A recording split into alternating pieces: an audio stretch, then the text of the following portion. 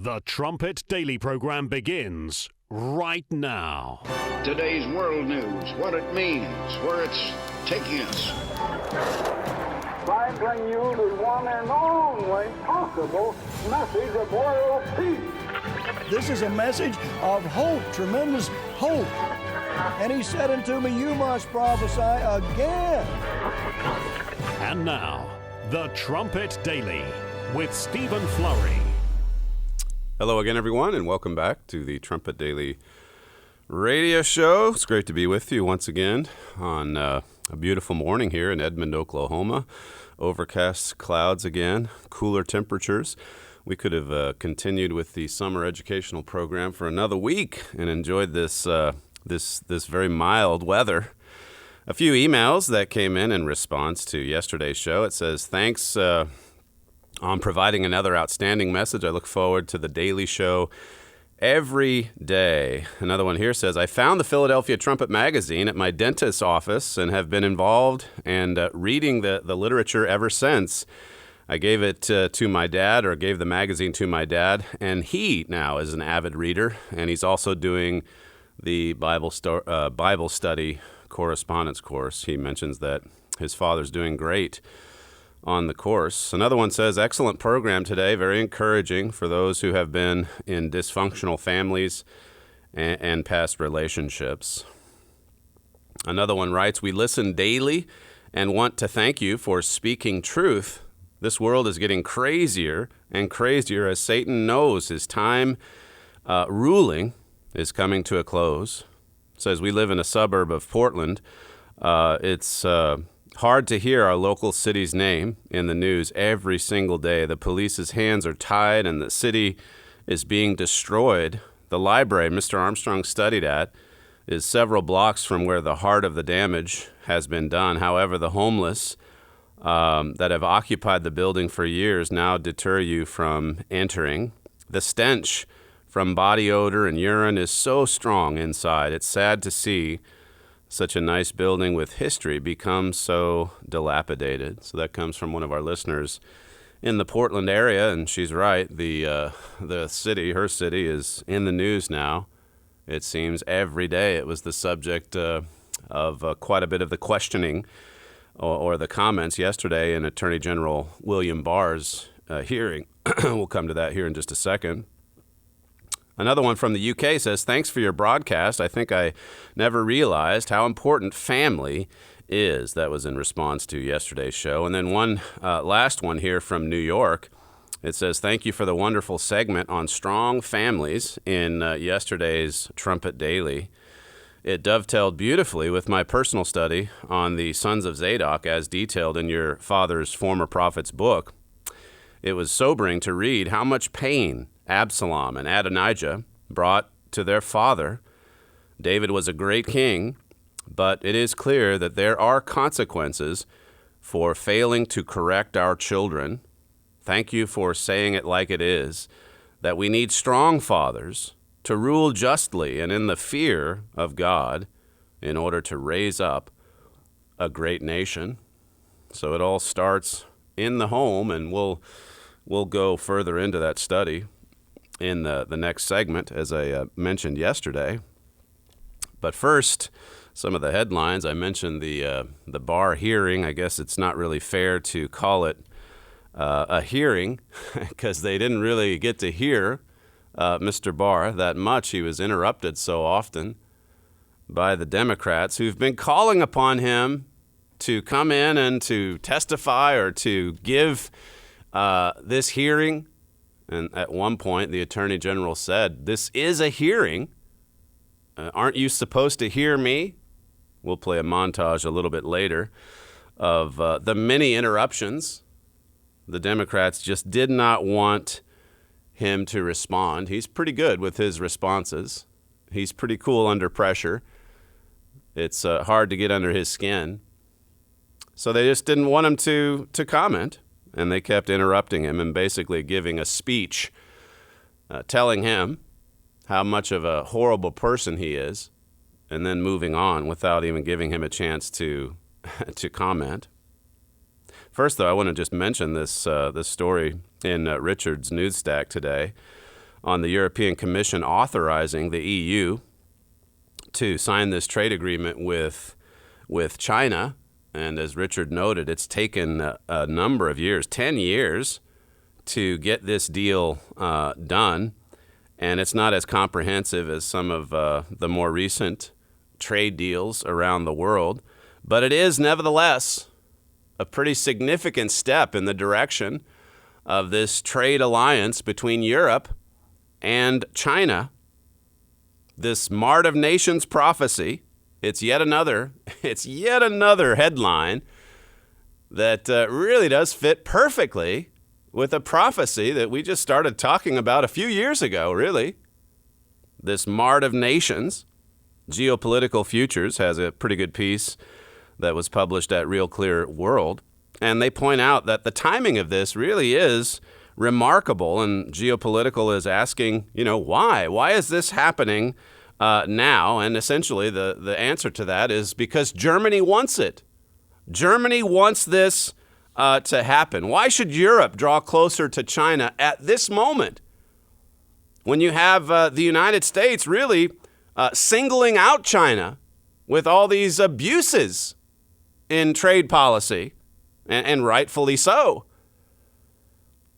This is from, I think it's from the Geopolitical story. It says, but for the EU, reaching an agreement on geographical indications is a sign that it may be closer to signing a larger trade deal with China than with the United States. It says, after all, Washington and Brussels failed to reach a similar agreement during talks on the transatlantic trade and investment partnership. So even as you have the United States exposing the unfair trade between China and the U.S., you have, relatively quietly, Europe, led by Germany, drawing closer to China, strengthening those trade alliances. Why are they doing it at this moment? Well, because, as Geopolitical Futures points out, this is what Germany wants. Germany's looking at the world as it is. Germany sees what's happening to that alliance between the United States and Europe. Germany sees this presidency talking about how that NATO, every member needs to pay its fair share. Germany needs to step up. Europe needs to act on its own. And so they're doing it. They're doing it. And it comes right at the time, as I say, when you have President Trump, you have Mike Pompeo. They're giving some of the more aggressively anti-China speeches that we've heard in years. Pretty significant, as I say. You can just go to the Trumpet website and search Mart of Nations if you'd like to study more into that prophecy.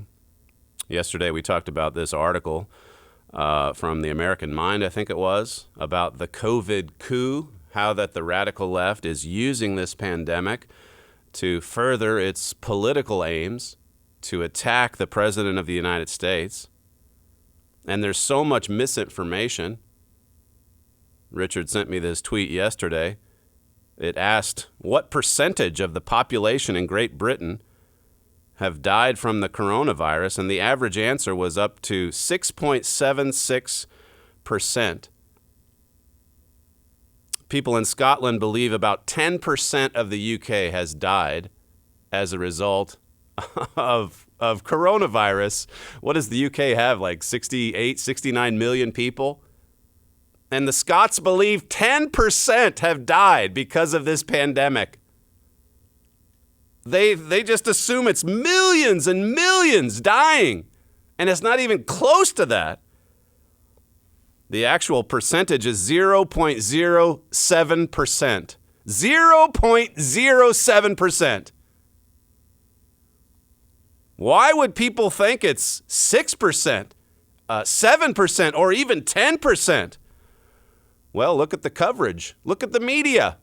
Look at the hype. Look at the scaremongering.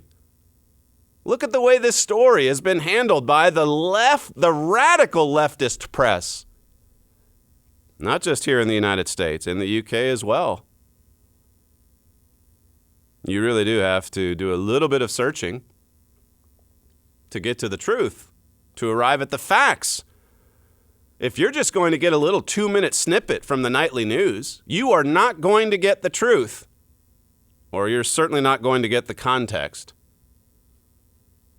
Speaking of COVID-19, it's pretty much over in Sweden. Sweden's the nation that basically said, hey, we're just going to let this run its course. We're not going to shut down our economy. We're not going to shut down our schools. And so they did, in the end, have a relatively high death per million. Not anywhere near the way it was in New York. But it's now run its course. They didn't shut down their economy. They didn't say everyone has to wear masks. And now it's over. And now it's finished. And now they're done with it. And they're moving on. Why don't you hear more about this? You don't hear hardly anything about it. All you hear is mass hysteria. And it continues. It continues. Came up in the Bill Barr hearing yesterday, as they tried to, pretty much one of the Democrats tried to blame the 150,000 deaths in the U.S. on the Trump administration, including Bill Barr. How could you say he's handled this crisis the right way? And then they went down with all of they just listed off their narrative, one after another. Here's where he failed. Here's another failure. Here's another failure. So clear they're using this. They're using it as a club to beat up the President of the United States. And they'll continue to do it. But you look at the hearing, that wasn't the only subject covered, but what a spectacle. As I said earlier, they don't want Bill Barr to answer because he's always patient. He'll hear them out. He doesn't get riled up. He's a smart man. He's always well prepared when he comes into something like this. I think he was preparing for this for weeks. As I say, the Democrats have been just screaming for this hearing. And then they get to the hearing and they don't even let him talk. They just use it to grandstand. They use it to give a speech. They use it to say how horrible he is. It's amazing. I didn't see the entire 4 hours, but from what I saw, it's just the lies, the blatant lies. One of the Democrats saying that, well, President Trump said that Americans ought to drink bleach to try to get rid of COVID-19. Drink bleach. There they were, twisting and distorting his words, or just putting words in his mouth. All of these SWAT teams they keep saying that the president's sending out to all the cities, all over the nation. He just sent in initially to Portland 25 officers to that federal building, basically to stay inside and to protect the staff that's there. What's he supposed to do as the mob tries to burn down this federal courthouse? Does he just open the doors and let them in so that they can blow up their firecrackers and burn down the building and perhaps kill the people inside? One of the Democrats said that Ahmaud Arbery was just killed for falling asleep. There's a lot more to that story, but that's how they present it. He went to sleep and they killed him. And then, as I say, they said that Barr was complicit in the killing of 150,000 Americans. He's responsible for the death of Jeffrey Epstein, who died in prison. And on it goes. One of the Democrats said, I noticed you didn't bring any black people in this morning. He had like 5 or 6 assistants come in with him. And one of the black congressmen was deeply offended because there were no black people with him. And then the reclaiming my time over and again. I'm going to reclaim my time, talk over the Attorney General so that he can't respond. And then right back to the speeches. Here's a montage that Grabian put together of all these Democrats reclaiming their time. They got the memo, the talking point, and we heard it over and again. Clip 5. It wasn't reclaiming my time. In April, times is when does something actually become reclaiming my time? This is not a trick question. in this country. I'm reclaiming my time, Mr. General. Without any remedy at all. I'm reclaiming my time. Let me share with you. Well, you got to let him answer. Reclaiming my time. Reclaiming my time, sir. Reclaiming my time. But he found reclaiming my time without political bias. He said he and in found April, evidence. Reclaiming my time, Mr. Attorney. Reclaiming my time. Reclaiming my time, Mr. Barr. Occurring substances. Attorney General, reclaiming my time. There are rules by which we operate here. I would ask you to respect them. But There's the no 64 Act did not extend to reclaiming my time, sir. In both documents, Mr. Attorney General, reclaiming my time. Reclaiming my time. I think that's what it's. Reclaiming my time. And again, I'm happy. Shame on you, Mr. Barr. Can I just say, shame on you? Can I just my say, time is expired. What a spectacle. 4 hours of that. Well, it did alternate, I guess, between the Democrats and the Republicans. Jim Jordan, by the way, came out with this devastating video at the start, because they're all saying that these are peaceful protests. So here he puts together this video montage of all the destruction, the burning, the smashing, the looting, the violence, the lasers, the explosions, all of the police vehicles that have been destroyed. They've wanted the hearing for months and months and months. He's finally there, and, well, you heard how they treated him. That one woman who said there's rules. We have to go by rules here. And then she said later something like, I can't believe how disrespectful you are. The Attorney General, disrespectful. He couldn't even talk. Even many on the left realized that this was not a win for the Democrats. This is from Slate, that said Democrats finally had their chance to grill Bill Barr, and they blew it. It says, this is the left-wing news publication. It says, throughout the day, when Democrat representatives questioned Barr about specific allegations of abuse of power, they either quickly stepped over their own lines of questioning or interrupted Barr. This tactic may have been effective in preventing Barr from filibustering, but it did nothing to get any answers whatsoever from him. They didn't get any answers. They didn't want the answers. They don't want the truth. They just want to keep spewing their lies. Andy McCarthy, he wrote, in the main, the rest of the afternoon was devoted to raging, mock-anguished perorations about how Trump is a dictator and how Barr is helping him destroy our democracy. See, they just get up and give their speeches denouncing this presidency. McCarthy says, Barr brings out the worst in them, which is saying something. He is learned and quick, he is prepared, and he doesn't get rattled. Unlike many government officials, he thrives in the give and take civil discourse. See, they know they can't pin him down. And that's why you heard, reclaiming my time, over and again. Here's some from when the Attorney General was able to speak. Clip 1.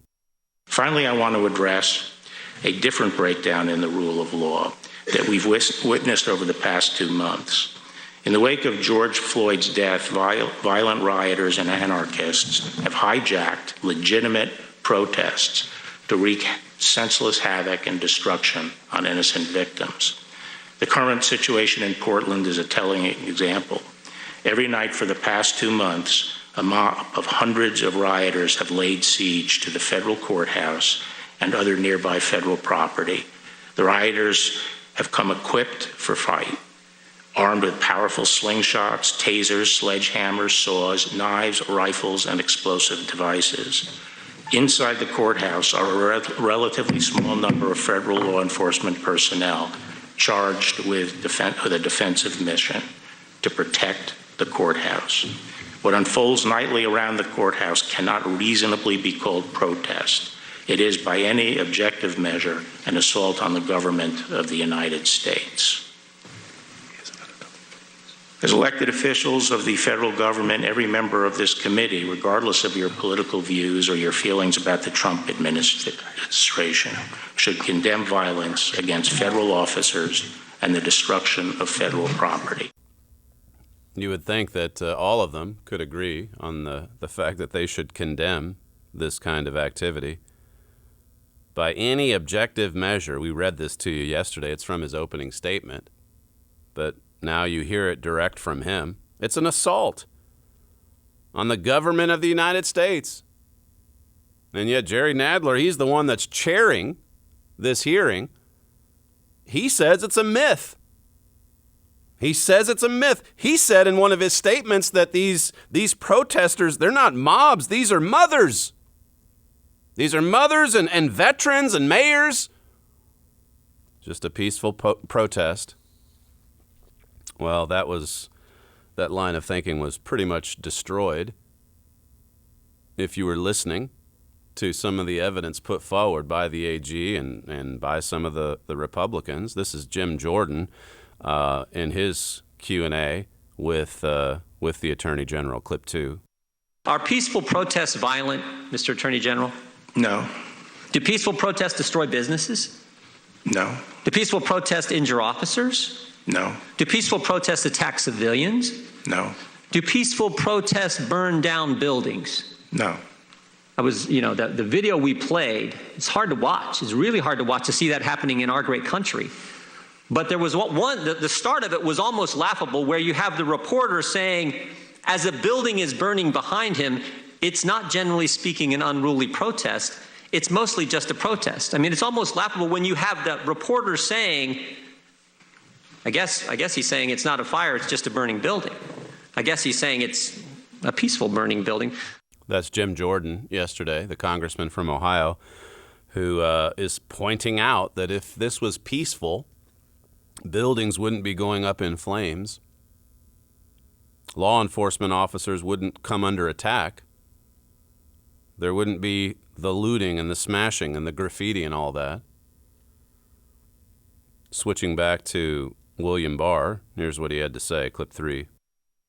What makes me concerned for the country is this is the first time in my memory that the leaders of one of our great two political parties, the Democratic Party, are not coming out and condemning mob violence and the attack on federal courts. Why can't we just say, the violence against federal courts has to stop? Could we hear something like that? Can we hear something like that? Can the Democrats, what they'd be saying if this was a white supremacist group trashing downtown Portland. But because Antifa, Black Lives Matter, because they're on the same side, they excuse the violence. The violence is understandable. They endorse it. From what we're seeing this week, it looks like Atlanta might be the next Portland. There was a DHS or ICE facility in Atlanta that came under siege 2 nights ago. You can see some footage of that online. There's no federal officers out there provoking the protesters. These are just enraged agitators. These are, in many ways, if they're bringing weapons and explosives, these are terrorists. They're bringing these fireworks explosives and in some cases loading them up with nails. That's very similar to what those marathon bombers did in Boston years ago. And they were treated as terrorists. They were hunted down as terrorists. Now we pretend, at least half of America pretends that this is peaceful. Another city. What if Atlanta now follows the same course as Portland? Listen to this statement from Bill Barr yesterday. Again, you hear this and think, okay, it's just common sense. He's saying if it's down the road from us, one of our federal buildings, shouldn't we stand up for and defend it? It's the government's property after all. This is the United States of America. Listen to clip 4. And by the way, the federal government is the sovereign of the United States. We have two sovereigns here. in the United States, and we enforce the federal law all over the country. Every square foot of the country, we enforce federal law. The other is protecting federal property, and specifically U.S. courthouses, which are the heart of federal property in all 93 jurisdictions in the United States. And we have the obligation to protect federal courts, and the U.S. Marshals specifically have been given that obligation. Federal courts are under attack. Since when is it okay to try to burn down a federal court? If someone went down the street to the Prettyman Court here, that beautiful courthouse we have right at the bottom of the hill, and started breaking windows and firing industrial-grade fireworks in to start a fire, throw kerosene balloons in and start fires in the court, is that okay? Is that okay now? No, the U.S. Marshals have a duty to stop that and defend the courthouse, and that's what we are doing in Portland. We are at the courthouse defending the courthouse. We're not out looking for trouble. Powerful remarks there. They're not out looking for trouble. They're defending the federal courthouse. And they would do it if it was the one right down the street in D.C. or anywhere else in these 93 jurisdictions. What would the Obama administration have done? Just protecting the federal courthouse. And here Jerry Nadler and others are saying it's a total myth that these rioters are trying to burn it all down. This last statement that we have from the hearing, this stood out because it was a Republican pointing out something that he disagreed with regarding Barr, and this has to do with the spying from the Obama administration and all that happened, the abuses of power going on during that transition period in 2016.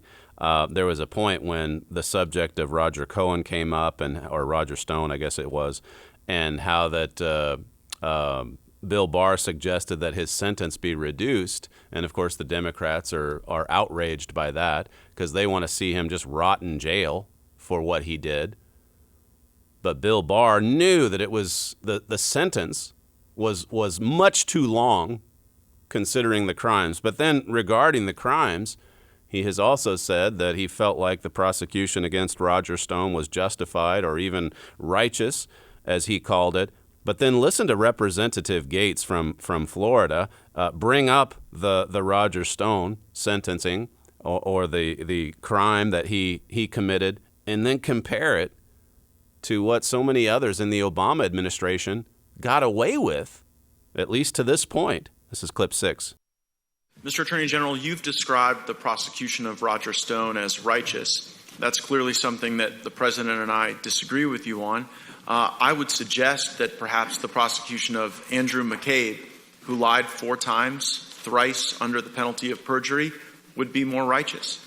I would suggest to you that uncovering the criminal conspiracy that existed where people in our own government were trying to convince intelligence agents and operatives around the world to destabilize our elections and to discredit our president would perhaps be more righteous.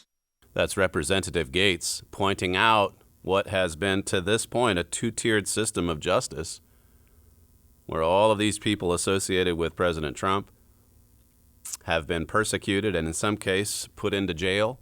Now, some of those wrongs have been corrected, but still, where are the indictments, Mr. Gates is saying, for all of this criminal behavior coming from Andrew McCabe and Jim Comey and John Brennan and all the Obama people that were abusing the powers of government to go after a political opponent, to try to destroy him? Well, some of those investigations are going on, but they've been going on long enough.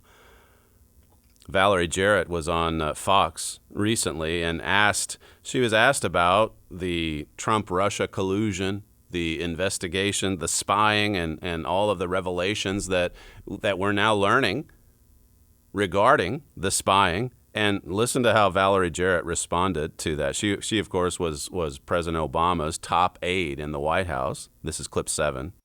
I have a high degree of confidence that our intelligence community, our investigators, comported themselves responsibly. But the question I really want to put to you is, what are we doing today? If people want to have an investigation about what happened 4 years ago, they should do that. But aren't you concerned about what's going on right now? In other words, you can see the way that they'll go with this, the radical left. They'll take the same defense that Hillary Clinton did a year or two after the Benghazi investigation. You know, what are we going back to that for? It's been 4 years. What about what's happening today? Let's go forward. Let's move on. That will be their defense. And a lot of times it works. Because with the passage of time, people forget about what happened. This is why it's good, and the Bible even brings this out, to apply the penalty sooner rather than later. The more this drags on, though, you see, the more confident some of those crooks are becoming. I think I heard the other day where Jim Comey's about to write another book, a second book. So they just continue on with their celebrity status in the major media. And as the rest of America watches, seeing all these people that got away with murder in some cases. When we come back, we'll focus again on just some of the childish leadership that we're seeing in our nations today and what the Bible has to say about ruling our own spirit. Yesterday I talked about how important it is for fathers to rule well, to rule the family well, as the Bible says. You're listening to Stephen Flurry, and this is the Trumpet Daily Radio Show. If you'd like to email the program, you can send comments to td@kpcg.fm. We'll be right back.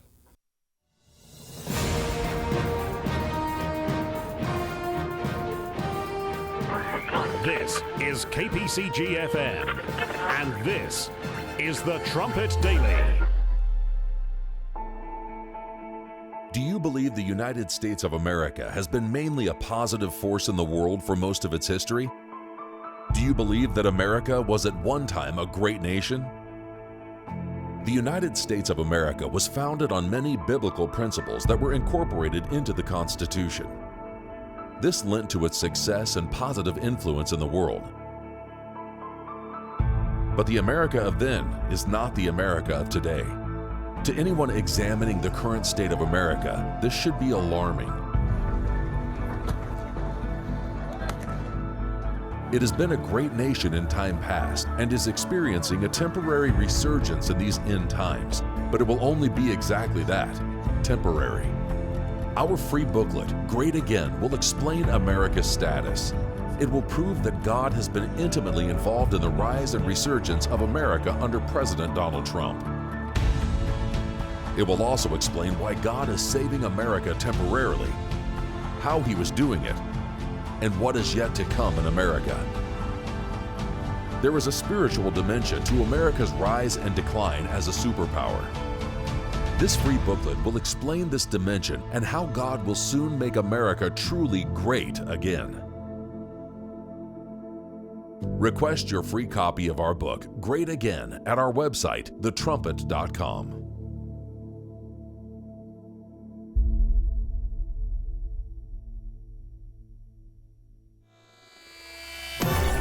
This is KPCG-FM, and this is the Trumpet Daily. As most of you know, the theme that we chose for this year's summer educational program was In Training for Rulership. It's taken right out of Lesson 24 of the correspondence course. We reminded the young people daily that they were in training to rule, and this world desperately needs new leaders. We need new mayors and governors and presidents and prime ministers. We need leadership. Isaiah 3, verses 1 and 2, it says that God has taken away true leaders, strong leaders, courageous leaders, bold leaders, righteous leaders. They're gone. And in place, as I covered yesterday, you have children. Children rule over them. There's lots of childish leadership in the world today, much of it on display yesterday in that hearing, as I covered in the first segment. My father writes in No Freedom Without Law, he says, all the leaders are like little children in their reasoning. They rule like babes. A child has no real history to draw on. Many leaders have rejected the lessons of history. Our greatest secular source of guidance, it says a good understanding of history also gives a leader vision into the future. You see, so many of them don't have it. They don't have that sound wisdom. They don't have that grasp of history. It continues, the booklet, children are guided almost solely by emotions unless they are guided by a wise adult. But here in Isaiah, the children rule, guided mainly by their emotions, and children are naturally lawless. It continues, our leaders have never grown up emotionally, and that's true of all of our leaders, not just one political party, and they lead the nations of Israel, including what has been the world's #1 superpower. So many childish leaders, and they're siding with the anarchists, they're siding with the agitators, they're siding with the terrorists. What kind of mind? A mind of a 50, a 60-year-old? Saying that the protesters, it's just a group of moms and veterans, that's all. There's no violence there. Proverbs 25 and verse 28, the memory verse, it says, he that has no rule, we talked yesterday, remember, about rule, righteous rule. He that has no rule over his own spirit is like a city that is broken down and without walls. The Moffat translation says, a man with no control over himself is like a town with broken walls. We have to control ourselves first. We have to rule ourselves first. As I told the campers the other day, if you're going to rule others, these are teenagers we were talking to. If they're going to rule others, they have to first learn how to rule themselves. And of course, much of that comes down to submitting to authority. Learning to rule by submitting to those in power, to those in positions of authority, like their parents, like the ministry. But we all have to push ourselves individually as well. We're free moral agents, and even a child that receives righteous instructions from a father, still, he's going to have to prod himself when he's 14 or 15, getting out of bed, pouring his heart into his prayers, his studies. The father's not going to be there observing every single minute of the day. And so as I was telling the teens, you're going to have to rule yourself well and be disciplined. The power of choosing, we have to choose to live God's way of life. We have to choose God's way. We have to start ruling ourselves first. Rule the spirit. Rule that human spirit well. If you have no rule over it, well, you're like a city that's broken down. You're like Portland. We don't want to be like Portland. We want to be like a strong, sure city with a sure foundation and a well-fortified defense. Proverbs 16. There's plenty of wisdom, by the way, in the Proverbs for our young people, for all of us. But for young people in particular, I really encouraged the teenagers to load up on the Proverbs in their daily study, because so much of it's for them. But I said to them the other day, go home and start ruling your life. Take charge of your spiritual life. Diligently seek God's kingdom. Seek his righteousness, as it says in Matthew 6 and verse 33. Don't socially distance yourself from God. Draw near to God. Draw near to God in prayer, in diligent Bible study. Search the scriptures daily. Many of our campers finished lesson 24. I told them, look, 19 days, that's all that it took. Some of them had it done in 14 or 15 days. Just chip away at it for 30 minutes a day. This is writing out the questions in Scriptures. Why not continue with that? Continue with that diligent Bible study and strive to think deeply, meditate on God's way of life, and obey the instructions coming from your parents, coming from your supervisors, coming from your minister, and then resist against the devil and his evil forces. He gets to us in so many ways. He has so many ways to just pour his filth into our minds, which is why we've got to learn to shut things off or get rid of gadgets. Eliminate the non-essentials. Simplify like David did when he went off to fight Goliath. Lay siege to laziness, to daydreaming, idle thoughts. Let go of needless worries and fears, negative attitudes and emotions. Let go of the resentment. Overcome and conquer procrastination, laziness, carelessness, forgetfulness. The Bible says, lay aside every weight that so easily besets us. Just let those sins go. Lay them aside. Set them aside and run. That's the Bible admonition. Romans 12:21 says, be not overcome of evil, but overcome evil with good. We're here to overcome Satan the devil, to overcome the evil of this world, to overcome our own selves. Come out of sin and be active in your obedience to God's laws. Physically, as I told the teenagers, we need to be strong and physically fit, healthy.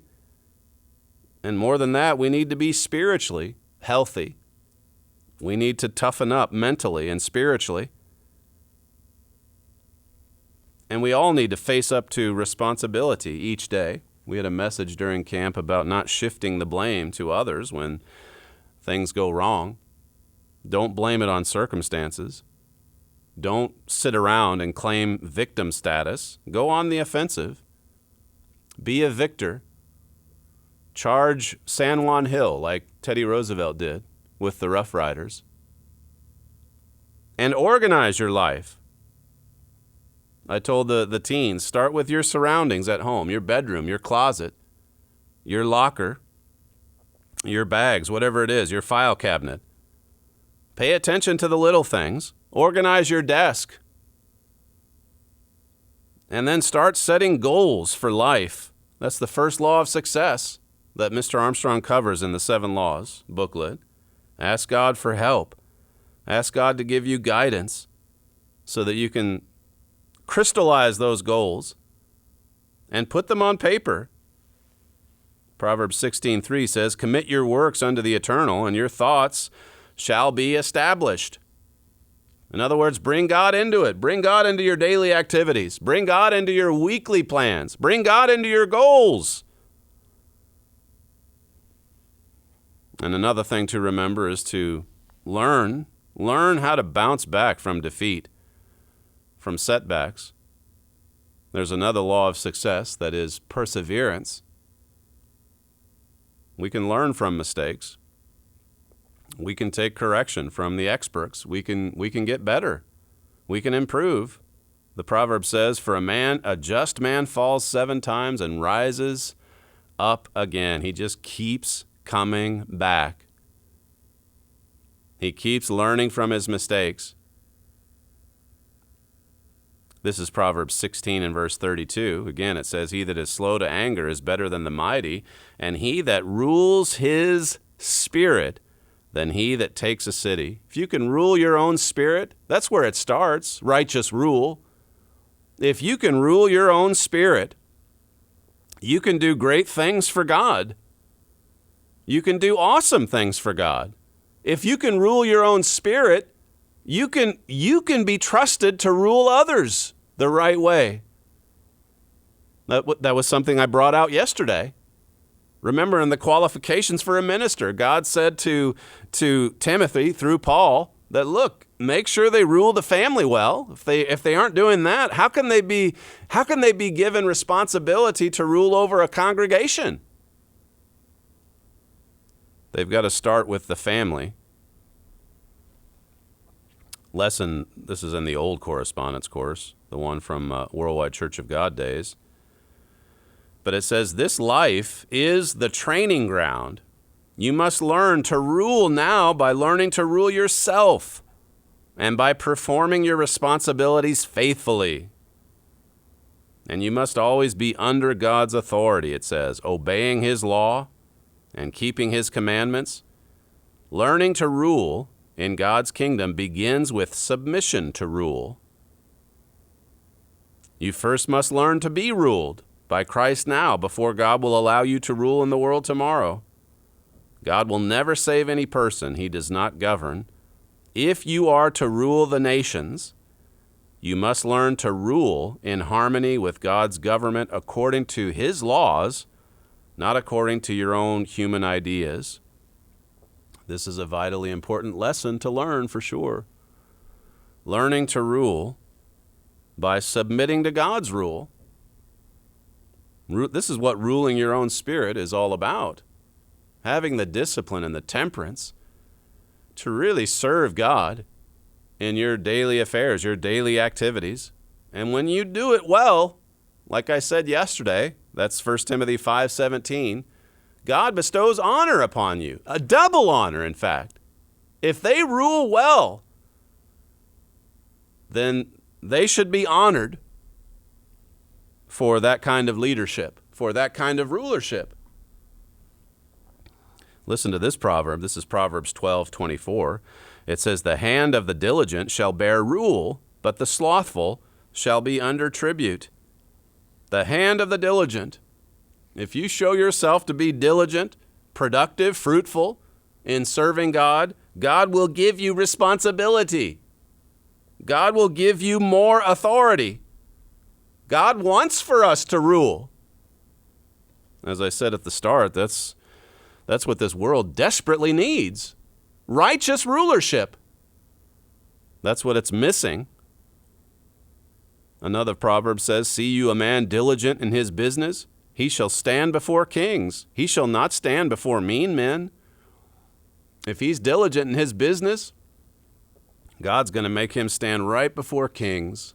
Look at King David, this shepherd boy, out in the fields, and yet he was out in the fields developing his talents, writing poetry, meditating on God's purpose and plan, protecting the sheep.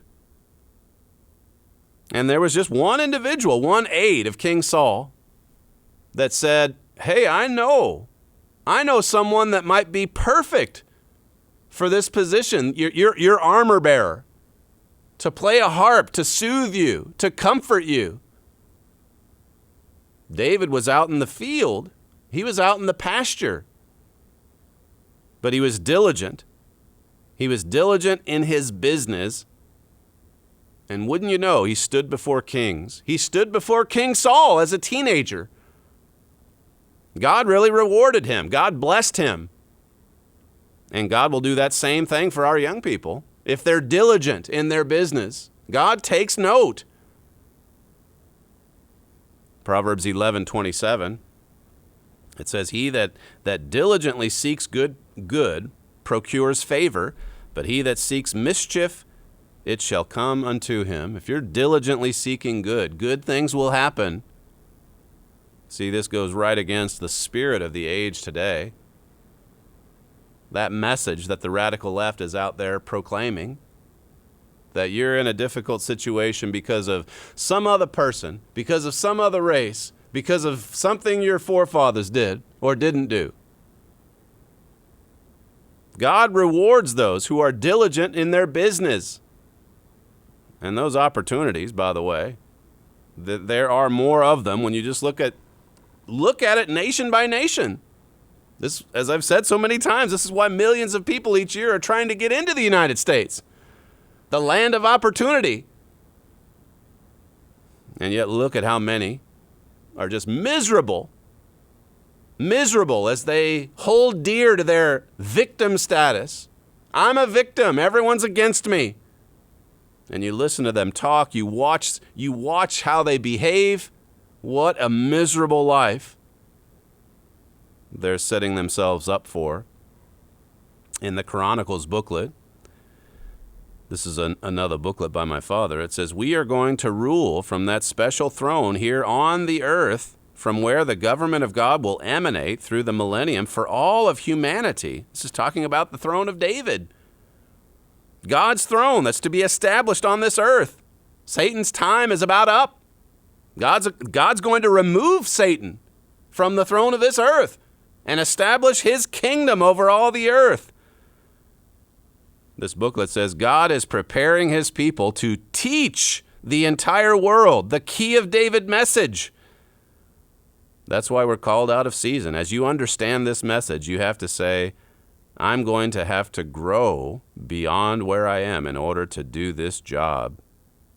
You see, we do have some serious and weighty responsibility ahead. And to be ready for that, we're going to have to grow. We're going to have to keep pushing. We're going to have to really concentrate on God's word, on God's truth. What an opportunity God has for all of us, but for our young people in particular. Look at all these programs that God has just for them. And he says to them, if you want to take on more, if you want more exciting opportunity, then just get out there and get busy growing in the grace and in the knowledge of our Lord and Savior Jesus Christ. God is glorified when we produce much fruit, as it says in John 15. If we abide in him, he will fill our lives with purpose, with energy, spiritual and physical, with strength.